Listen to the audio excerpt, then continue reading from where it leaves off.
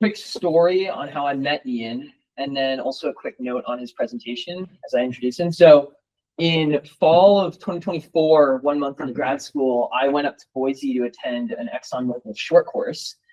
And so, you check in, there's all these students from around the region that show up, and ExxonMobil scouting you for potential geoscience internships. And I walk into my room and I have a partner, and he's like, hey, what's up? I'm at the University of Nevada, Reno. I'm doing structural exploration applied to the Great Basin. I was like, oh, these schemers, they put us together, because that's what I'm doing here at the University of Utah. Anyway, we found out that they actually had no idea that they had put Ian and I together with any sort of reasoning behind it. But over the following 4 days, we hit it off while he's been working over at, University of Nevada, Reno, working with Dr. Jim Faulds. He has a project in central Nevada that he's been working with structural geology, potential fields on, I think a little bit of MT as well. And so then another point on that is, at UGeN with the Utah Geothermal Network, we really are hoping to keep the majority of our talks here applied to geothermal within the state of Utah, and that's all facets of geothermal within the state of Utah. Ian today will talk about a site that's in central Nevada, but as conveners, we felt that the geology and the site is analogous enough to Western Utah and the geology within our Western Utah Basin and Range province that it's highly applicable. So Ian has a bachelor's from Florida State University prior to attending University of Nevada at Reno, and he has previously worked at the Florida Geosurvey before he also finishes up his master's this spring. Like Alex said, I'm Ian. I'm working on my master's at UNR, and I'll be talking about exploration updates on Granite Mountain, which is a blind geothermal system in central Nevada. And a quick apologies to anyone who was at the Stanford Geothermal Workshop and saw my talk. There's going to be a lot of similarities to that here. So getting into it, the Basin and Range to Tectonics province helps in thinning the crust, creating a higher geothermal gradient, and normal faults can enhance rock permeability, and structural complexity can then focus fluid flow. But many of these systems don't have surface manifestations, including Granite Mountain. So one way to combat that is using favorable structural settings, which can evaluate an area for increased structural complexity, and which can mean enhanced permeability. At Granite Mountain, we have both stepovers and fault intersections off of the nose of Granite Mountain. Along with favorable structural settings, you can use geophysics, geochemistry, and other techniques to further guide your exploration.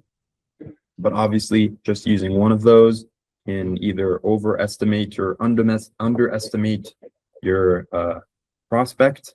So putting them all together in a play fairway analysis, which is a regional multi-parameter framework that ranks areas from highest geothermal potential. So this was done back in 2016 at the Nevada. This was done at the Nevada PFA, and this first highlighted Granite Mountain up over here as a area for a potential geothermal system. But not much was done after that project at Granite Mountain. But since then, TLS Geothermics, using their own machine learning software, has highlighted Granite Mountain as well, and that caused them to buy the leases, and that's why I'm working there. So backing up a bit again, the study area is within two tectonic structural domains: the Central Nevada Seismic Belt, which is an area of enhanced Holocene seismicity. And there's a number of notable earthquakes within the last century, like the Pleasant Valley, Fairview Peak, and Dixie Valley earthquakes. You also are in the Humboldt Structural Zone, which is a northeast structural corridor characterized by a dense network of faults, fractures, and lineaments. And these zones can create optimal environments for geothermal activity within that region. Zooming in on the little red box here, you've got Granite Mountain in Buena Vista Valley. So Buena Vista Valley is an east tilted half graben bounded on the east by west dipping normal faults. And the stratigraphy is as follows. Obviously, you've got quaternary sediments, rhyolites down in the south of Granite Mountain, Miocene basalts down in the Sioux Hills and East Range, Miocene sedimentary rocks interbedded within the rhyolites, and Oligocene ash flow tuffs down in the Sioux Hills. Looking then at Granite Mountain, you've got an Oligocene monzonite and diorite pluton and a leucogranite pluton of Triassic in age to the south, and Paleozoic to Jurassic carbonates, metasediments, and metavolcanics throughout the East Range, Stillwater Range, and the Humboldt Range. And then looking back into the favorable structural settings, obviously this is a very detailed fault map, but the main fault step over within the area is right here. And if you zoom in, there's multiple other fault intersections within that zone as well. So geologic mapping has discovered faults heading the nose of Granite Mountain, as well as prominent quartz veins highlighted in red there. And some of the main takeaways from the structure and alteration is an increase in joint density and intensification of hydrothermal alteration.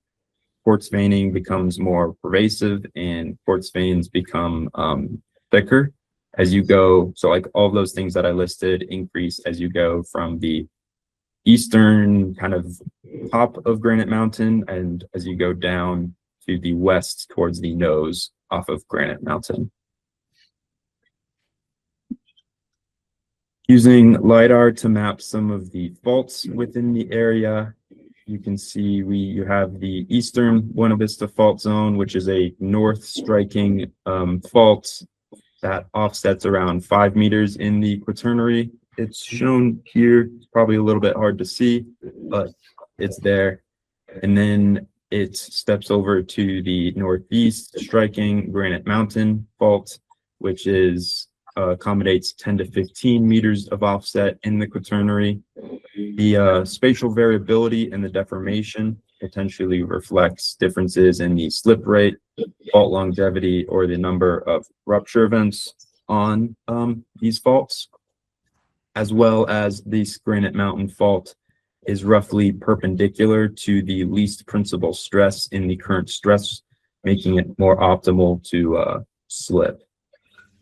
The age of these quaternary faults is primarily constrained by Paleo Lake Lahontan deposits, where none of the quaternary faults cut the Lahontan deposits, suggesting they are older than 12,000 years old. The Lahontan deposits, I don't know how well you can see, but they also give artifacts that may be perceived as faults, but are actually just high stands of the old lake. We conducted a 2-meter temperature survey where 53 stations were acquired across 2 campaigns. These were corrected for albedo, elevation, and standardized to degrees above background. We found one main anomaly in the fault step over, and it was 3.3 degrees above background, which is above the 3-degree threshold to making it a anomalous point. Obviously 3.3 isn't very anomalous, but it's coinciding with the favorable structural settings and other geophysical anomalies within that area make it a little bit more interesting. We have one more trip planned, kind of a last minute trip to better constrain this anomaly, mainly to the northeast, so that we can better understand the potential upflow and that a 2-meter anomaly can show. We also have gravity. So 400 gravity stations were collected by Zong International and were reduced using a reduction density of 2.45 grams per cubic centimeter and gridded at 200 meters to create the complete Bugay anomaly. Here's all the stations acquired across Granite Mountain. And the gravity, so here's the horizontal gravity gradient and the complete Bouguer anomaly. So the horizontal gravity gradient shows a large gravity gradient in a northerly trend. We're going to be calling this the Western Buena Vista Fault Zone, so a little bit west of the previous mentioned quaternary faults that we've seen. So this fault trends northward and kind of bifurcates into this northerly trend here, as well as a northeastern trend where it lines up well with the Granite Mountain Fault Zone I mentioned before. The gravity also shows, looking at the first vertical derivative, a denser body to the east of the Western Buena Vista Fault. This reflects tilting in the main range-bounding fault of Granite Mountain, which has also been investigated in the past by a master's student who did some paleo reconstruction of like Buena Vista and Pleasant Valley fault area, or valley fault area. And the gravity also suggests that the Western Buena Vista fault here may dip more steeply, causing a greater offset, making it show up better in the gravity gradients. We also have magnetics from the USGS GeoDon, and they kind of show similar conclusions as the gravity, with the basement being shallower to the east of the Western Buena Vista Fault, and similar structural interpretations. In the reduced dipole here, you can also see what you may think is a bit of a gravity low or a magnetic low, but a lot of that is just due to reversely magnetized rocks in the subsurface in the rhyolites here. That's also expected to be up on the north here, but this one is a little bit more ambiguous. It could also just be a magnetic low that is influenced by the geothermal system. Then getting into the magnetotellurics, so 78 MT stations were collected across the study area, and MT can show the presence of high temperature fluid associated with clay alteration. And the figures here show cross sections of that 3D MT data with the horizontal gravity gradient of the gravity draped over it. And you can see cross section A, B, and C are shown on the map here. So starting with cross section A, we're just sitting to the west of that Western Buena Vista Fault that I mentioned, and you can see a large low resistivity structure. And as you continue moving to the cross sections more eastward, that structure sort of dissipates in the middle near Granite Mountain, but the low resistivity continues in that northeasterly trend along that Granite Mountain fault zone. So the structure kind of follows my cursor here, being to the west of the Granite, to the Western Buena Vista Fault, and then follows the Granite Mountain Fault in the northeast. You can also, at the cross-section B, it goes straight through that 2-meter anomaly that I previously mentioned, and that anomaly is located at that white dot there. And the low resistivity structure sort of pinches out in that area, suggesting that could be a potential area of upflow in that geothermal system. Kind of putting all of those together. So I mentioned that this Western Buena Vista Fault shown here may dip a little bit more steeply. So following the trend down in the subsurface, and you can see that low resistivity structure following that Western Buena Vista Fault. And a little bit further in, there's that denser structure and a potential lower angle fault along the Granite Mountain, which could kind of be noticed following the high conductive granites here and the shallower fault potentially aligning with that. Going into the evidence of a past enhanced permeability towards the western nose of Granite Mountain. This is shown by some of the hydrothermal alteration and joints that increase towards the west of Granite Mountain, and evidence of abundant quartz veins exposed in the footwall. And here's a picture of some of those quartz veins also along a brecciated fault zone here.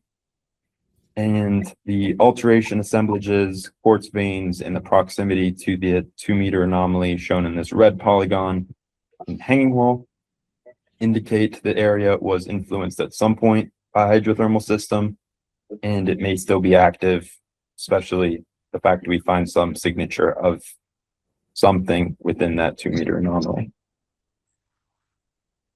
Continuing on, so the age of the quartz vein is, we can only constrain it as post-Triassic, but the increase in abundance towards the intersection of all the quaternary faults and the northerly strike that is orthogonal to the least principal stress in the current stress regime suggests that they could be neogene of age. And the converging structural, temperature, geological, geophysical evidence points to an active upflow 1 kilometer northwest in this red polygon of Granite Mountain's nose, also shown in that 2-meter anomaly in the MT gravity slice. Finishing up, so this is an integrated geological and geophysical approach to evaluating a potential hidden geothermal system. I'm still working on creating a 3D geological map, conducting some of the geochemistry on the cold springs within the area. Right now, it doesn't look like there's much signature of any geothermal influence on those cold springs, but the cold springs were conducted pretty far south of where the area of interest is, so I wouldn't put too much weight on that. And slip and dilation calculations are in progress on the faults throughout the Granite Mountain area. And finally, the next steps will be creating a more robust conceptual model, and finally, potentially drilling within the next year or two. I'd like to thank TLS Geothermics for providing the geophysics and some of the insight onto geology within the area. Great Basin Center for obviously helping me conduct the 2-meter surveys, and Sequent for providing Oasis Montage and Leapfrog to better visualize and work with some of that geophysics data.